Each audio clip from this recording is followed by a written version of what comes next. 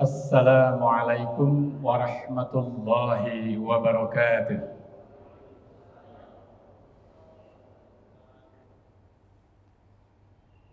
Belum sarapan kayaknya ini, jawab salam. Dilangi lagi ya Bapak Ibu, biar semangat subuh insyaallah memanggil keberkahan, memancing keberkahan yang Allah insyaallah berikan pada kita. Assalamualaikum warahmatullahi wabarakatuh.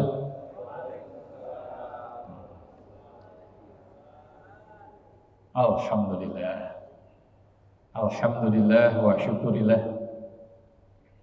La hawla wa la quwwata illa billah aliyil azim. Ashhadu an la ilaha illallah wahdahu la syarika lah. Wa ashhadu anna Muhammadan abduhu wa rasuluh la nabiyyu ba'dah. Allahumma shalli wa sallim ala sayyidina Muhammadin wa ala alihi wa ashabihi ajma'in, amma ba'd. Bapak Ibu yang dirahmati Allah, sampai pertemuan yang keempat ini saya nggak berhenti kagum sama Bapak Ibu. Setiap kesini saya perhatikan rumahnya jauh-jauh, tapi subuh datang, Masya Allah, walaupun tanda dari kebangkitan Islam itu adalah penuhnya sholat subuh, dan kita memang belum penuh betul, tetapi melihat rata-rata ya jarak rumah Bapak Ibu dari masjid, tapi kemudian Bapak Ibu melangkahkan kaki, Masya Allah. Barakallahu fikum. Semoga Allah memberkahi kaki kehidupan Bapak Ibu dan membalasnya dalam bentuk pahala dan ampunan dari Allah Subhanahu wa taala. Kita melanjutkan apa yang sudah kita bahas beberapa pertemuan ini. Ikhwati fillah rahimakumullah.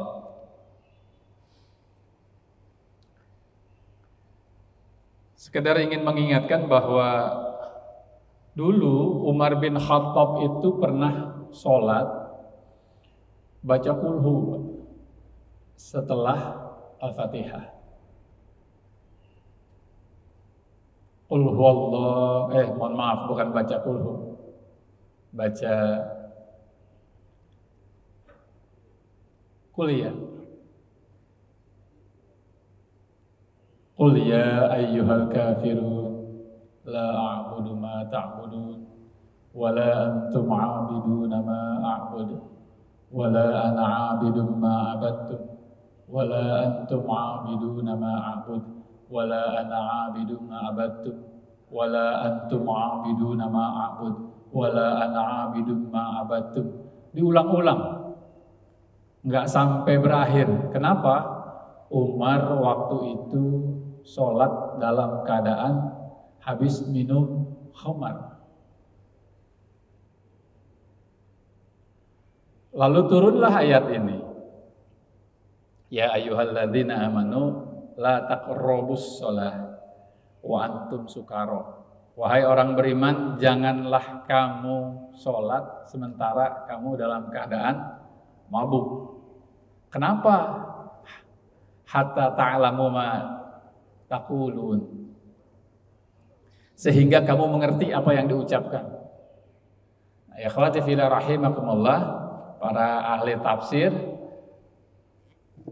menyebutkan bahwa ayat ini menjadi panduan bahwa sholat itu pertama kita harus tahu apa yang kita ucapkan. Yang kedua, kita harus mengerti apa yang kita ucapkan. Nah, kita ini minum khamar enggak, mabuk enggak, tapi sholat enggak ngerti juga apa yang lagi dibaca. Sehingga walaupun mungkin enggak lupa, tapi tidak ada penghayatan di sana, tidak ada penghormatan kepada Allah Subhanahu wa taala. Sementara saya ingin mengulang bahwa Rasulullah SAW menyebutkan bahwa sholat itu menjadi penentu. Pertama, penentu kafir atau mukminnya seseorang. Mau KTP-nya tulisan Islamnya segede gambreng, tapi kalau nggak sholat, maka dia digolongkan dalam golongan orang-orang kafir. Yang kedua, sholat itu penentu amal kita yang lain diperiksa oleh Allah nanti. Kalau sholatnya baik, maka insya Allah amal yang lain ngikutin. Kalau sholatnya belang bentong, kalau kuda zebra bagus belang-belang ya. Kalau sholat belang-belang, ada hiburan memang dari Imam Syafi'i. Imam Syafi'i menyebut sholat yang pernah ditinggal, nah ini biasanya dilakukan sama orang pensiunan ini Pak. Dulunya waktu kerja banyak ninggalin sholat. Begitu pensiun Allah masih kasih umur. Akhirnya karena Imam Syafi'i menganggap sholat boleh dikodok, maka dikodoklah. Tapi ada yang lupa nih. Imam Syafi'i tidak pernah menyebutkan bahwa qadha itu untuk atau bisa melunasi hutang-hutang sholat. Hanya upaya mudah-mudahan diterima gitu. Supaya ngelihat aja, mudah-mudahan kalau Allah ngelihat kita sungguh-sungguh, insya Allah rahmat dan maghfirahnya turun.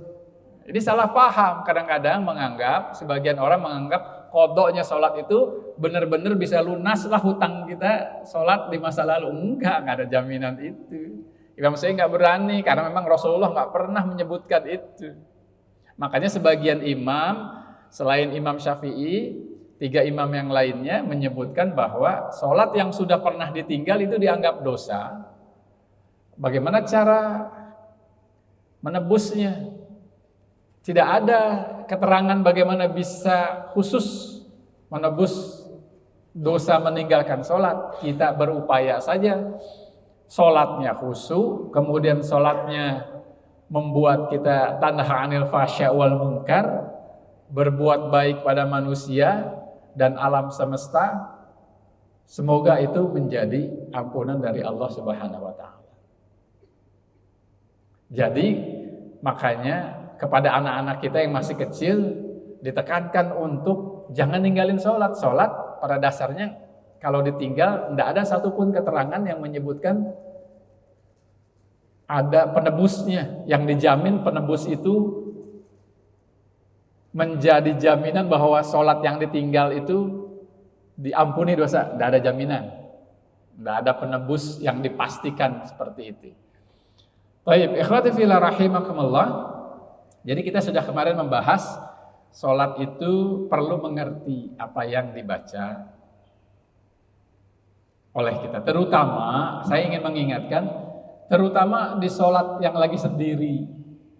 Nah, kalau sholatnya berjamaah, apalagi imam, tentu saja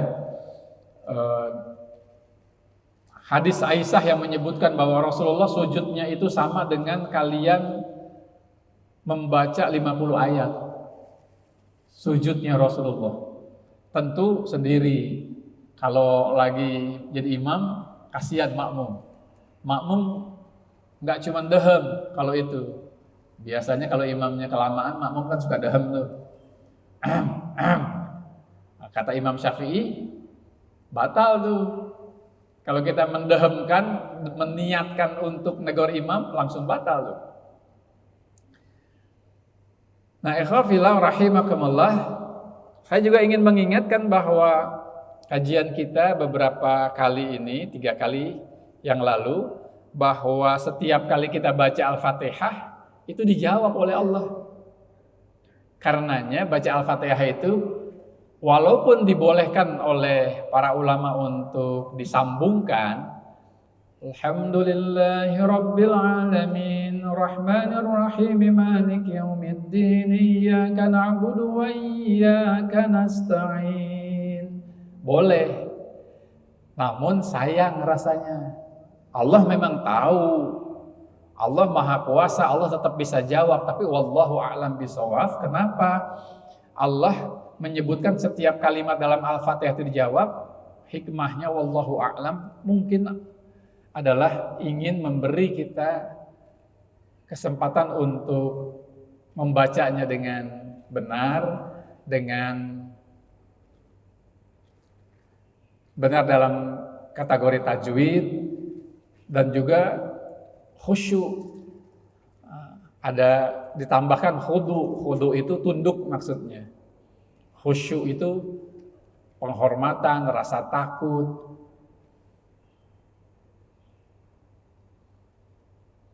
Dan kemudian dengan membaca secara sesuai dengan ayat-ayatnya per ayat, insya Allah menghadirkan rasa sedang berdialog dengan Allah. Ketika kita membaca ini hadisnya memang nggak dari Bismillah. Saya belum menemukan nih hadis ini dimulainya dengan Bismillah. Bismillah itu jawabannya apa? Wallahu a'lam. Hadisnya saya temukan dimulainya dari Alhamdulillah. Alhamdulillahi Rabbil Alamin. Allah menjawab, Hamidani abdi, hambaku sedang memuji aku. Rasanya ketika itu dimunculkan perasaan itu, ada rasa bangga, ada rasa, ya Allah, dianggap hamba, diakui sedang memuji.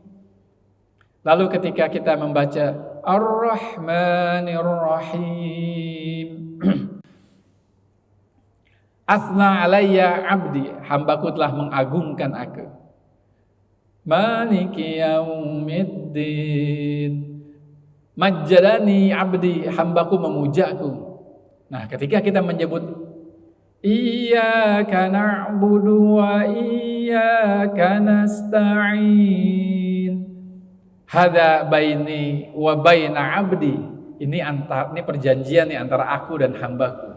Wali abdi ma sa'al, apa yang dia minta aku kabulkan.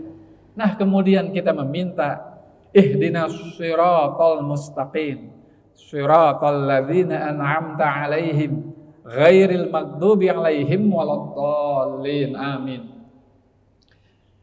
Kita meminta bahwa Allah memberi kita jalan yang lurus, yaitu jalan yang pernah Dia berikan kepada orang-orang yang hari ini telah mendapatkan nikmat.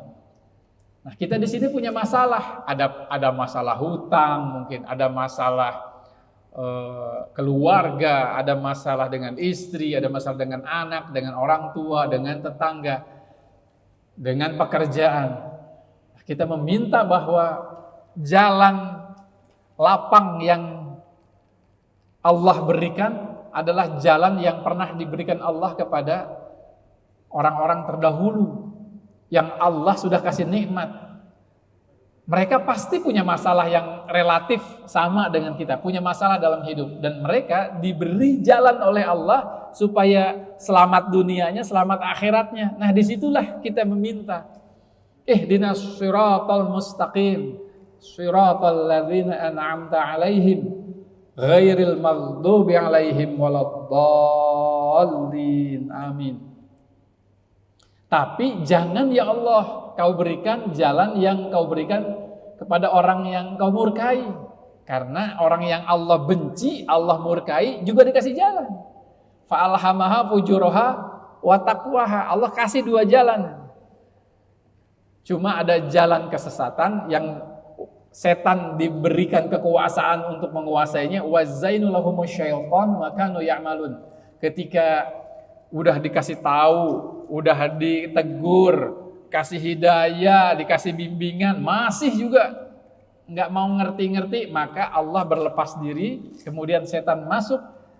Wazainu lahumus syaitan wa kanu ya'malun, dan memperlihatkan kebaikan dari setiap keburukan yang kita lakukan. Jadi perasaannya bikin kejahatan itu bagus aja. Ada aja alasannya, ada pembenarannya. Nah, ikhwati fillah rahimakumullah. Nah, ini yang harus kita pahami sama-sama yuk. Salat adalah doa. Ingat, salat itu doa. Karenanya jangan sampai diabaikan doa di dalamnya, terutama di saat sujud. Karena perintah anjurannya masuknya kategori muakkad. Hadisnya aqrabu ma yakunul 'abdu min rabbih fa huwa sajidun. Keadaan terbaik, keadaan terdekat antara Allah dan hambanya adalah saat sujud. Lalu Rasulullah menambahkan fa'akthirud du'a, maka perbanyaklah doa. Sayang kalau ya seminimal-minimalnya Allahumma gfirli, minta ampun. Seminimal-minimalnya adalah yang kita doakan untuk diri kita dan juga makmum kalau kita sedang berjamaah, walaupun cuma satu doa. Sholat adalah proses pembersihan fisik dan batin. Nah, setelah saya sholat, harusnya karena udah dibersihin, ada perasaan lebih bersih. Ada rasa di dalam hati ini lebih kuat iman. Dan sholat adalah rekreasi, lebih segar. Seharusnya selesai sholat lebih segar. Kenapa? Kita habis menumpahkan rasa kita kepada Allah dan kemudian muncul rasa optimis Allah menolong. Innal ladzina qalu rabbunallah tsumma istaqamu tatanazzalu alaihimul malaikah alla takhafu wa la tahzanu. Al-ayah, ketika kita beristiqomah, berkomitmen kepada Allah terus-menerus walaupun godaannya banyak, maka Allah berjanji, janji Allah. Allah akan menurunkan malaikat yang ngelindungin kita. Yang dalam bahasa Al-Qur'annya malaikat itu ngomong alla takhafu wa la tahzan. Maksudnya adalah optimisme, ada jalan keluar selalu. Tenang, everything can be alright. Gitulah kurang lebih. Jangan lupa doa di dalam sholat, termasuk di luar sholat. Allah janji akan ujibu da'wati da'i idza da'an. Setiap doa itu pasti diterima, dikabulkan. Ini janji Allah, tapi ada 3 syarat. Wa idza salaka ibadi fa inni qarib, kata Allah, kalau ada hamba yang bertanya, di mana Allah? Allah itu dekat banget, apalagi ketika dalam keadaan sujud, fa'aksirud du'a. Makanya perbanyak doa. Ujibu da'wati da'i idza da'an. Falyastajibu li. Satu syaratnya tuh. Penuhi hak Allah. Hak Allah apa? Ditaati, diibadahi. Perintahnya diikutin. Larangannya dijauhin. Itu hak Allah. Yang kedua adalah falyastajibu li waliyu'minu bi. Percaya, imani bahwa sesulit apapun masalah kita, Allah bisa. Allah bisa apa saja yang bahkan kita menganggap nggak ada jalan keluar, udah mentok, Allah bisa. Karena Allah berjanji, wa may yattaqillah yaj'al lahu makhraja. Kepada orang yang bertakwa, Allah akan bukakan pintu-pintu jalan keluar. Min haitsu la yatasib, dari tempat yang enggak terduga-duga. Kita anggap udah tertutup semuanya, Allah bisa buka. Wa may yatawakkal 'alallah fa huwa hasbuh. Kalau kita bertawakal, justru percaya sama Allah, yakin sama Allah, justru dicukupi. Kemudian yang ketiga adalah berlaku benar, melakukan kebenaran, kebaikan pada manusia, pada alam, mulai dari senyum kalau kita ketemu, nggak apa-apa merendahkan diri sedikit, membungkuk, ngasih hormat kepada orang yang jabatannya mungkin lebih rendah pada kita. Yang paling penting adalah kita mengambil ridhonya Allah. Allah ingin kita berbuat baik. Kalau ada orang merasa tersanjung dengan kita, maka ikhwati fillah rahimakumullah, disitulah rahman Allah turun.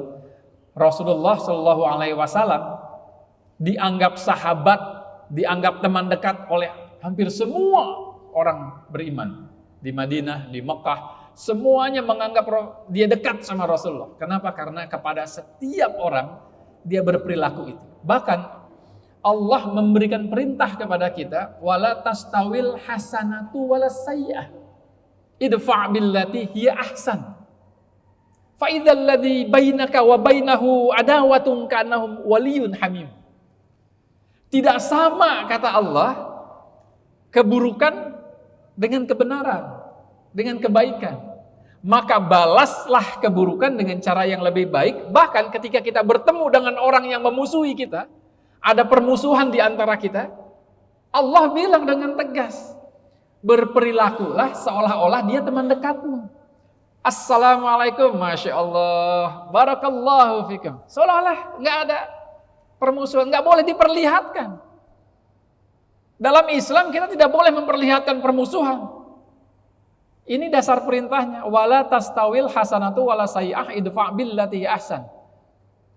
Fa idza, kalau ketemu sama orang yang ada permusuhan di antara kita, seolah-olah jadi teman dekat.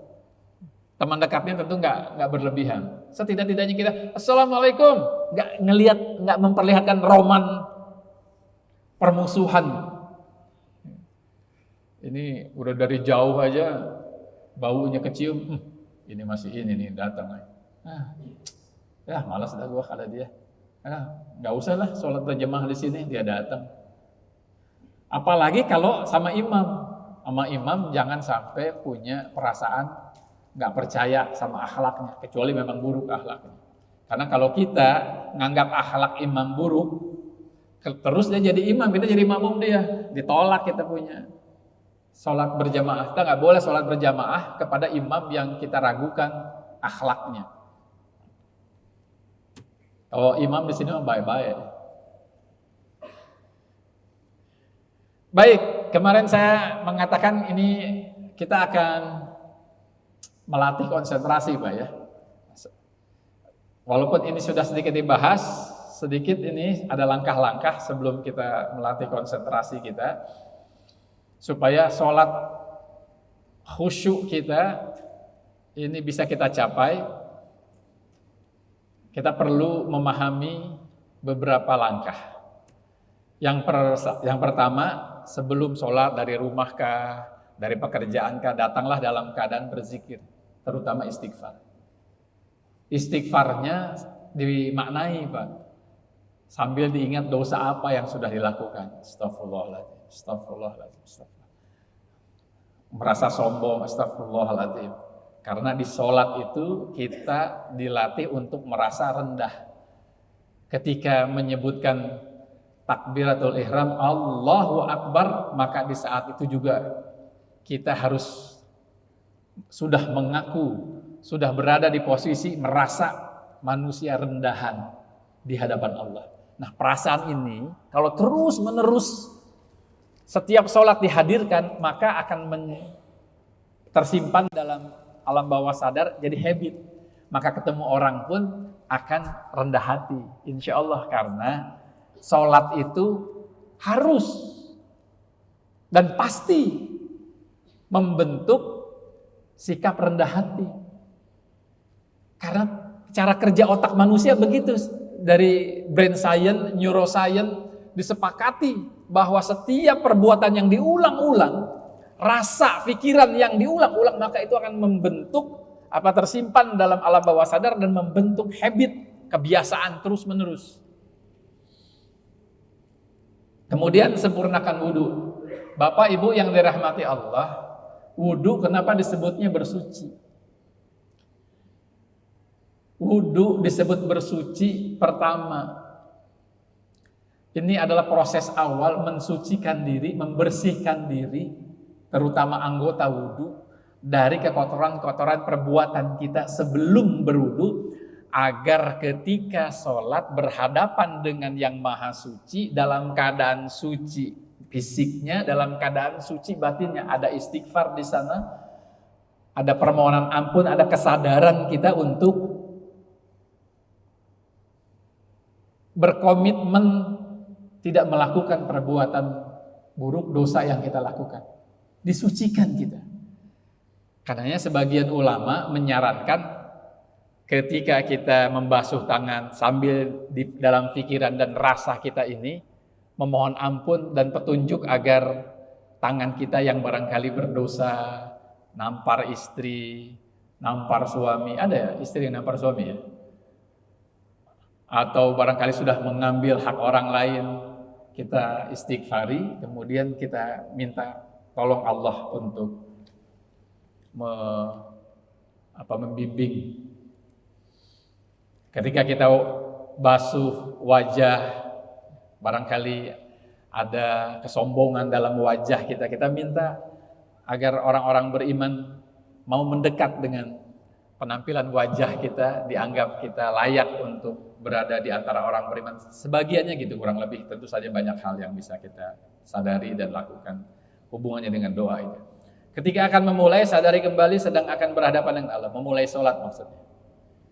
Berdiri sebentar dulu, sadari. Nah kalau Imam Syafi'i berdiri kemudian melafazkan niat usolli fardu, itu maksudnya adalah untuk meneguhkan. Kalau sudah diperdengarkan kembali ke kuping, mudah-mudahan masuk lewat kepala dan kemudian hati, meneguhkan bahwa ini mau berhadapan dengan Allah. Makanya disarankan membaca usolli, walaupun Imam Syafi'i tahu Rasulullah nggak pernah ngajarin usolli, nggak pernah dalam satu riwayat, atau saya setidak-tidaknya belum satu pun menemukan satu hadis yang menyebutkan bahwa Rasulullah baca usolli. Tapi para ulama ingin membantu kita supaya kita teguh, supaya kita ingat ini lagi ngapain. Nah bagi yang nggak mau baca usolli, it's okay, karena memang tidak ada hubungannya dengan sholat secara langsung.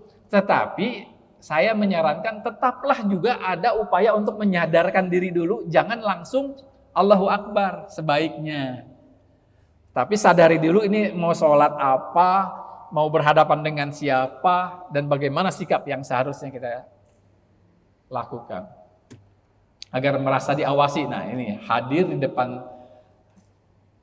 cobalah usahakan merasa Allah hadir di depan kita. Memaknai bacaan, kita persingkat ya. Berdoalah dalam sujud, tadi kita sedikit sudah bahas. Tumaninah, kita sudah pernah membahas beberapa kali ya.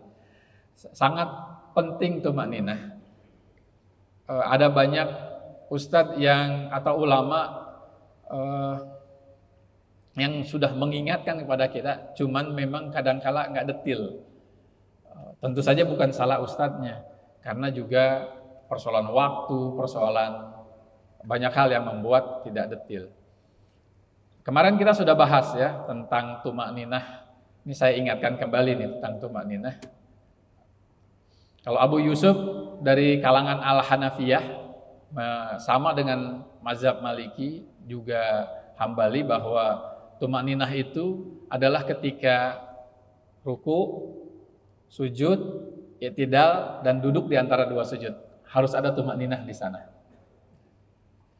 Kalau Syekh Salim bin Samir Al-Hadrami dalam Safatun Najah, nah ini kalau Safatun Najah ini adalah kitab yang biasanya SMP sudah dipelajari di pesantren. Termasuk juga buku Fathul Qarib ini SMP atau Thanawiyah sudah mulai dipelajari. Tumakninah adalah diam dalam buku-buku ini. Insya Allah disebutkan kurang lebih sama, walaupun kalimatnya barangkali ada sedikit perbedaan kata. Tumakninah adalah diam sesudah gerakan sebelumnya. Jadi diam dulu sebentar setelah gerakan sebelumnya. Allahu Akbar, diam sebentar, pastikan ruku kita dalam keadaan sempurna, barulah mulai membaca.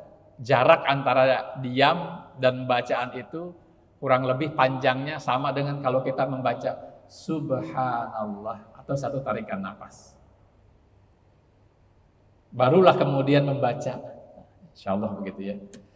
Nah, saya ingin masuk ke apa yang pekan lalu dijanjikan.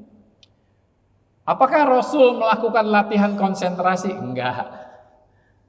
Rasul enggak perlu latihan konsentrasi. Rasulullah otaknya, gelombang otaknya sudah antara Theta dan alfa. Bahkan Rasulullah bisa sampai di theta karena Rasulullah bisa melihat jin.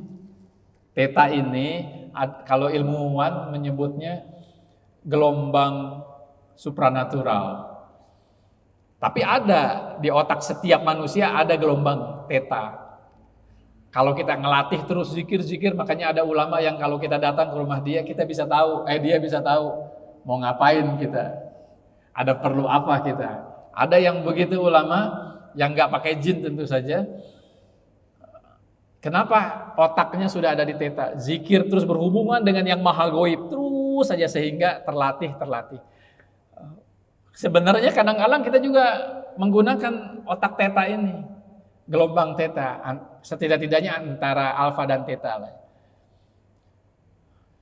Phil misalnya pengen nelfon, Phil pengen tahu kabar saudara kita, nggak taunya benar sedang ada keperluan, ada sakit lah, ada apa misalnya. Atau termasuk juga Phil begitu masuk satu wilayah, kok rasanya nggak enak ya, nggak nyaman sekali. Perasaan itu pernah saya rasakan salah satunya ketika masuk kandang kudanya istana di Jogja. Nah, kudanya punya nama Kiai. Kiai apa gitu ya, kudanya saya lupa nama. Tapi dipanggilnya Kiai apa gitu. Waduh, kuda dinamain Kiai. Nah, guru saya Ustaz Kiai Khalil Ridwan pernah ngomong, gue jangan dipanggil Kiai lagi dah, sama kuda. Oh itu tiba-tiba aja kok perasaannya nggak enak banget, nggak nyaman. Kalau menurut kawan saya, di sana katanya banyak jinnya. Wallahu a'lam bishawab. Baik, ikhwan fillah rahimakumullah. Ini kita perlu melatih konsentrasi karena kita satu banyak dosa, banyak masalah, yang dipikirin banyak, ya mulai dari hutang, mulai dari tetangga, ada masalah dengan saudara, ada masalah uang yang kurang, ada hutang yang belum terbayar, pekerjaan termasuk numpuk-numpuk sehingga susah untuk ngebangun konsentrasi terutama dalam keadaan sholat. Ini latihan konsentrasi ini juga bisa dipakai untuk pelajar yang mau belajar. Saya dengan latihan konsentrasi, dulu nih saya malas baca Pak. Waduh, baca itu termasuk yang males banget ya. Tapi setelah latihan ini, buku kalau hanya sekedar 200 halaman, itu 1 jam selesai insya Allah. 1 jam tuntas. Kalau dulu waktu SMA, Bapak bisa tanya ke saya di halaman berapa ada kata-kata apa. Di halaman berapa ada, itu bisa saya jawab itu. Dengan 1 jam baca 200 halaman itu. Makanya kalau dulu naik bis dari Tangerang ke Jakarta itu 1 buku. Kurang lebih, kalau bukunya sekitar 200. Ini ketika otak kita berada di alfa. Semua manusia bisa begitu Pak, bukan cuma saya. Semua orang bisa kalau sudah di alfa, makanya disebut, para saintis menyebut gelombang alfa ini adalah gelombang super konsentrasi. Baik, kita akan memulai latihan. Saya minta Bapak Ibu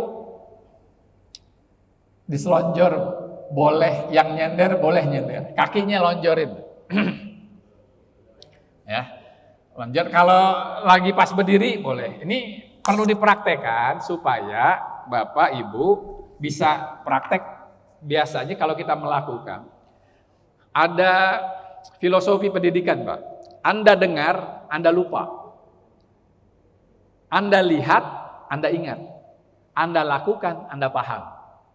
Itu salah satu filosofi pendidikan. Nah, kita lakukan supaya kita paham. Saya minta Bapak Ibu tarik napas dalam-dalam. 1, 2, 3. Tarik napas. Tahan di kepala, tahan sebentar, keluarkan perlahan. Perlahan boleh lewat hidung, boleh lewat mulut. Sekali lagi Pak ya. 1, 2, 3. Tahan sebentar, keluarkan perlahan. Nah, napasnya begitu, tarik napasnya begitu. Tetapi sekarang kita menggunakan pikiran kita. Setiap kali Bapak Ibu tarik napas, maka pikirkan, bayangkan bahwa udara yang Bapak hirup itu masuknya lewat dua telapak kaki Bapak Ibu. Dalam pikiran saja. Masuk dari dua telapak kaki sambil tarik napas, maka bayangkan nafas itu, udara itu ketarik semua sampai ketika di ujung napas taruh di sini. Taruh sini, tahan sebentar, keluarkan, waktu keluarkan perlahan, bayangkan keluarnya lewat sini. Lewat pundak, leher, pundak, dua-duanya nih berbarengan, lalu keluar lewat ujung-ujung jari. Bayangkan nanti udaranya itu di ujungnya itu keluar lewat ujung-ujung jari. Tarik napas gini. Tahan sebentar. Bayangkan keluar dari sini sambil dihembuskan perlahan-lahan, lalu ke sini berbarengan, ke sini, lalu keluarkan dalam pikiran kita bahwa udara itu keluar lewat ujung-ujung jari. Kita lakukan Bu ya. Coba Bapak Ibu, untuk membantu konsentrasi, Bapak Ibu boleh naruh tangannya di paha. Biar bisa ngerasain keluar nggak tuh. Nanti Bapak Ibu, kalau Bapak Ibu berada di jalan yang benar, maka nanti ada sensasi krenyes-krenyes di ujung jari. Itu amazing, kok bisa? Nah, nanti coba kita buktikan ya. Langkah pertama biasanya krenyes-krenyes sebelum keluar ada hembusan kayak angin tipis lah gitu ya. Kita lakukan ya. Jangan lupa bismillah. Bismillahirrahmanirrahim. Tarik nafas. 1, 2, 3. Taruh di kepala, keluarkan perlahan lewat leher, pundak, tangan, ujung jari.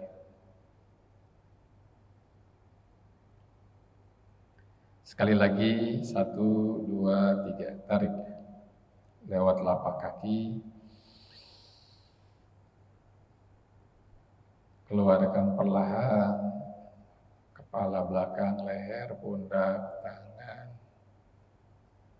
ujung jari. Sekali lagi, 1, 2, 3. Keluarkan.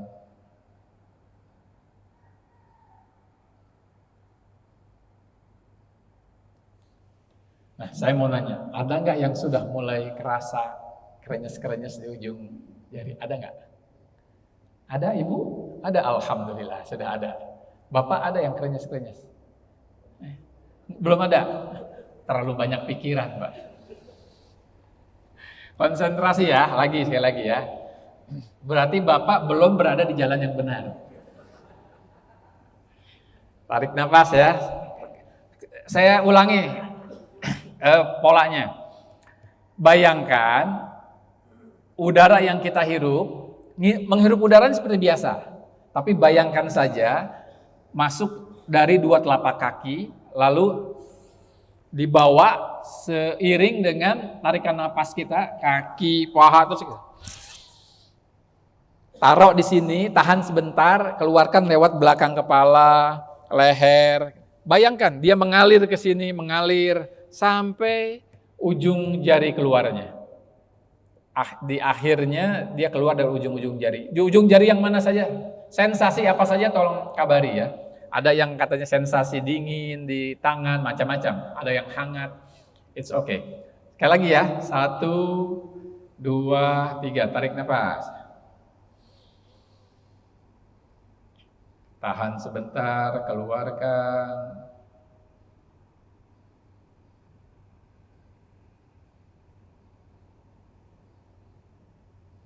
Sekali lagi, 1, 2, 3.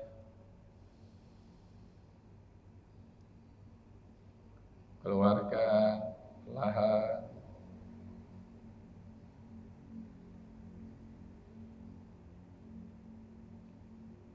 Sekali lagi, 1, 2, 3.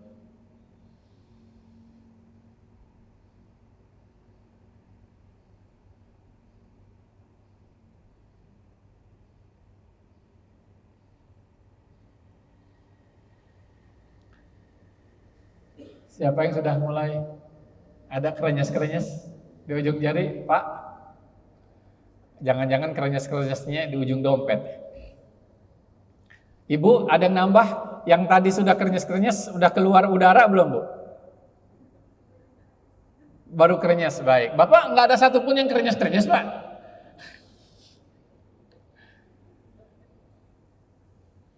Ada yang mulai ada, walaupun tipis, keres-keres gitu. Kayak kesemutan maksudnya, ada kayak kesemutan tipis. Ada? Oh Bapak, ada yang udah ngerasain? Belum? Harus nambah istri kayaknya Pak. Astagfirullah katanya. biar tambah masalah Pak. Baik, ikhwan fillah rahimakumullah. Ini teknik untuk membuat gelombang otak kita berada di alfa. Nah, kalau untuk kita bisa membayangkan udara itu mengalir, kita kesulitan, rasanya bisa juga dibayangin tingkat kesulitan kita ketika membayangkan Allah ada di hadapan kita. Perlu diulang lagi nggak Pak? 3 kali lagi ya. Kalau insya Allah ini berhasil. Kakinya memang bebas, tetapi untuk menolong kita berkonsentrasi agar ada logikanya, saya sarankan selonjor, biar gampang ngebayanginnya. Biar lebih gampang ngebayanginnya. Boleh dilihat tuh kaki masuk, waktu udara masuk, boleh dilihat seolah-olah ke sini mata kita bisa ngikutin tuh. Insya Allah bisa ya. Bismillah. Ya, saya nggak akan menghitung 1, 2, 3 lagi, langsung saja Bapak lakukan setidak-tidaknya minimal 3 kali ya. Jangan lupa Bismillah. Bismillahirrahmanirrahim. Tarik nafas.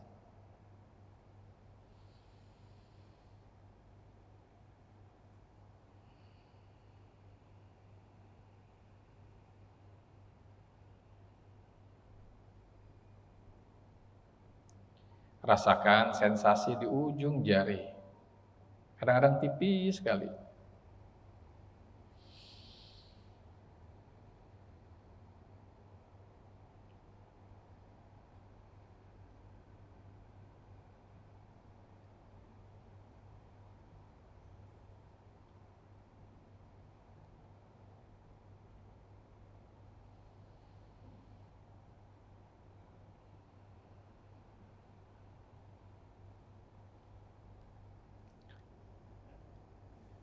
Mudah-mudahan sudah ada yang terasa. Ini healing juga Pak, kalau ada rasa sakit di belakang punggung misalnya, itu kalau diterusin insya Allah hilang rasa sakit itu. Ada sensasi kepala di awal-awal misalnya, ada juga yang terasa ada rasa sesuatu, terus nanti itu healing juga Pak, karena itu ngebuang toksin juga insya Allah. Saya perlu nanya nggak ya, ada yang kerenyes-kerenyes nggak di kalangan bapak-bapak? Keringetan, itu juga ada proses bagus. Alhamdulillah ada prosesnya ya. Keringetan ya Pak ya, bukan karena ngeliatin saya keringetan. Ibu-ibu ada yang nambah nggak? Yang kerenyes-kerenyes atau yang sudah keluar angin? Ibu nambah? Ibu juga? Alhamdulillah. Ini ngelatih otak kita fokus kepada satu hal. Nah, dalam sholat berfungsi ini fokus kepada Allah. Ada yang tanya, gimana caranya kita ngebayangin Allah ada di hadapan kita? Bukankah kita tidak boleh menyerupakan Allah dengan apapun? Tidak perlu dibayangin Allah rupanya, keberadaannya saja. Dan insya Allah karena kita juga nggak tahu Allah rupanya kayak apa, kita nggak bisa ngebayangin Allah rupanya seperti apa. Oh ya, mohon maaf, videonya mau disetel. Boleh tolong biar konsentrasi sound sama lampunya minta tolong dimatiin. Agar jelas, lebih jelas ini kelihatan. Terima kasih Ustaz. Lampunya boleh tolong dimatikan, lampu masjidnya saja. Ini mudah-mudahan bisa membantu Bapak Ibu. Kalau barusan melakukan proses tarik napas itu, insya Allah Bapak Ibu secara tidak sadar gelombang otak Bapak Ibu sedang berada di alfa. Coba perhatikan ketika kita berada dekat seperti ini Bapak Ibu, semuanya besar. Yang cantik terlihat cantik, yang ganteng terlihat ganteng, yang kaya perhiasannya bisa terlihat, penampilannya bisa terlihat. Ketika mulai menjauh, semakin lama kita akan semakin terlihat kecil. Bahkan jangankan kekayaan kita,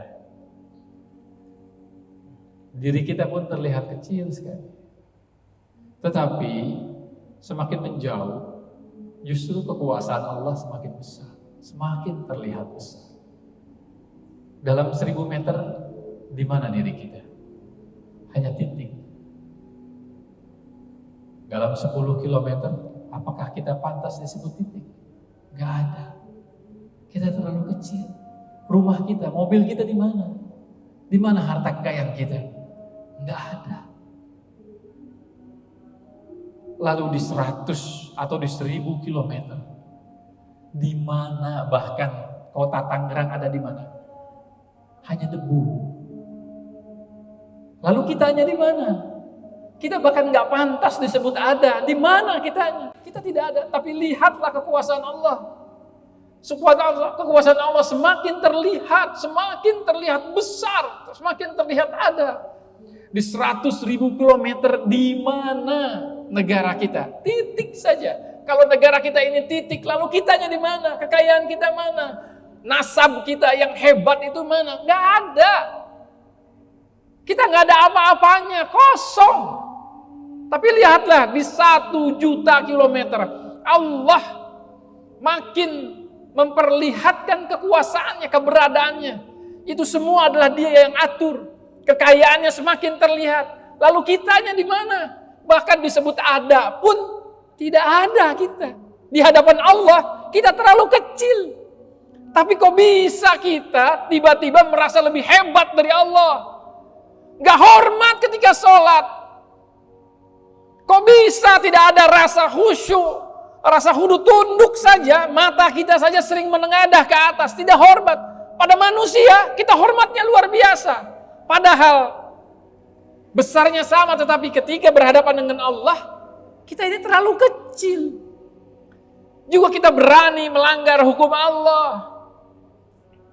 Ya ikhwan fillah rahimakumullah, sistem tata surya kita itu terdiri dari berjuta-juta dan bermiliar-miliar bintang. Dalam sistem tata surya itu termasuk bumi di dalamnya. Dan di dunia ini ada begitu banyak, ratusan juta, mungkin miliaran sistem tata surya yang tergabung di dalam klaster galaksi. Nah, yang kita lihat sekarang ini,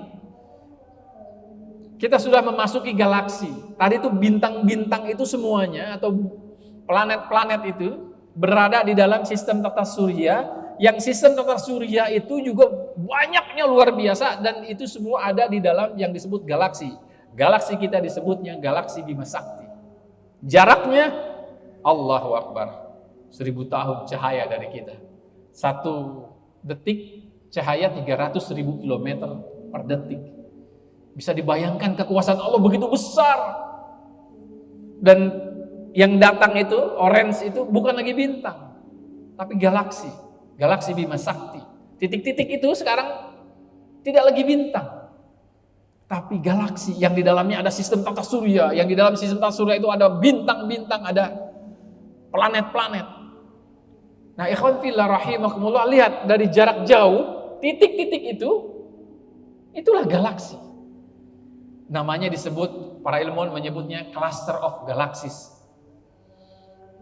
Saking banyaknya numpuk, coba bayangkan galaksi sebanyak itu. Galaksi ini tidak kurang dari 100 miliar galaksi.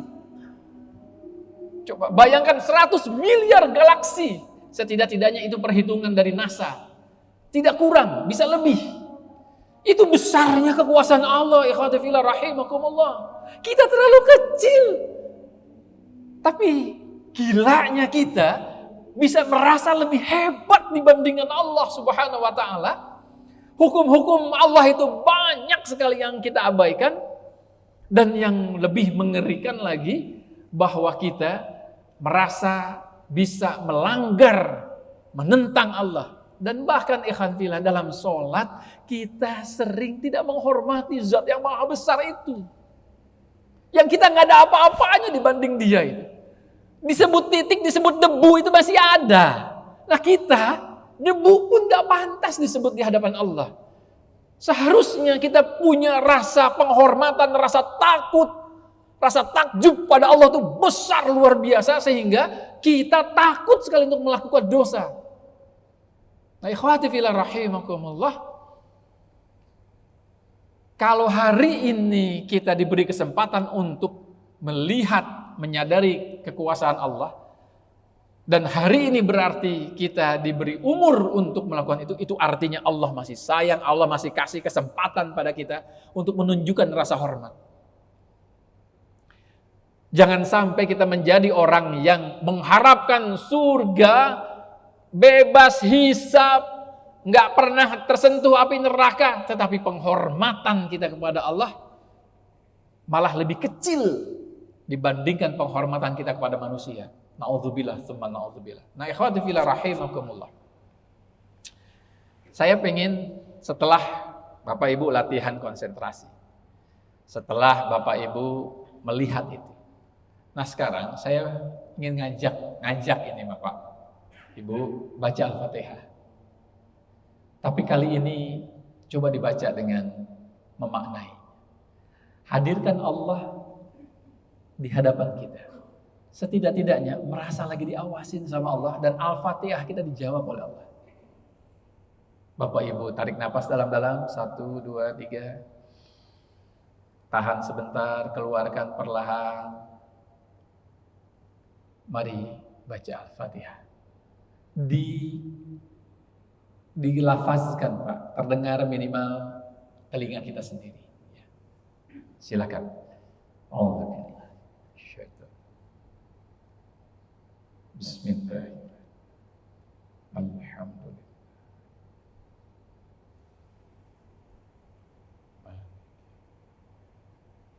Iyyaka ihdinas siratal ladzina baik.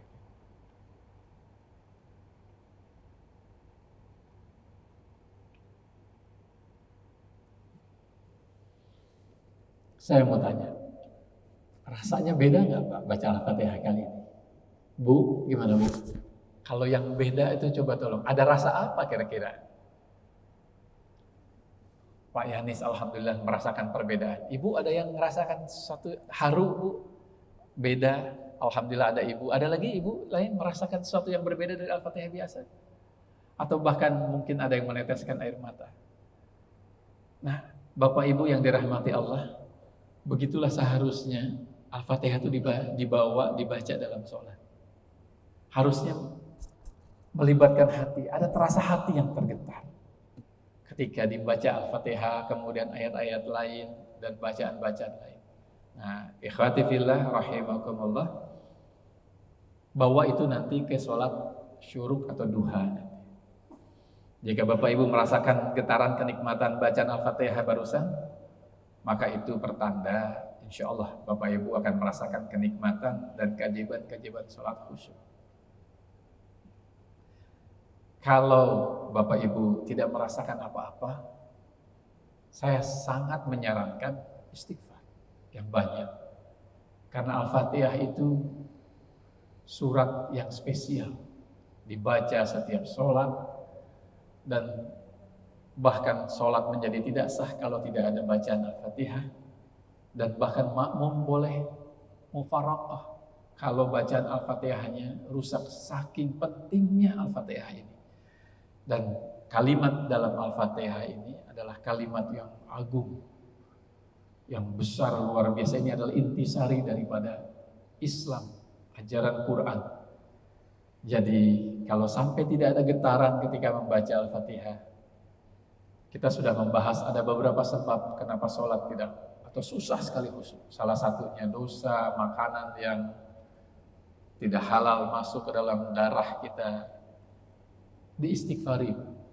Usia kita mencari dunia ini sudah panjang, mencari uang, mencari rizki, mencari istri, mencari suami, mencari banyak hal, mencari nama baik. Tapi usia kita, waktu kita untuk mempersiapkan akhirat mungkin tinggal sedikit. Ini bukan tentang muda dan tua. Ini tentang bahwa usia manusia itu memang tidak panjang dan kita tidak tahu kapan kita akan menemui Allah. Jangan sampai ketika kita menemui Allah bahkan kita tidak sanggup atau belum sanggup untuk menghormatinya dalam sholat. Semoga Allah Subhanahu wa taala mengampuni dosa-dosa kita. Semoga Allah Subhanahu wa taala membantu pikiran, hati, rasa kita untuk khusyuk padanya. Semoga Allah Subhanahu wa taala mematikan kita kelak dalam keadaan husnul khatimah. Barakallahu fikum. Mohon maaf lahir batin kalau ada kata ucap yang tidak berkenan. Wallahu muwaffiq ila aqwamit thoriq. Billahi taufiq wal hidayah. Assalamualaikum warahmatullahi wabarakatuh.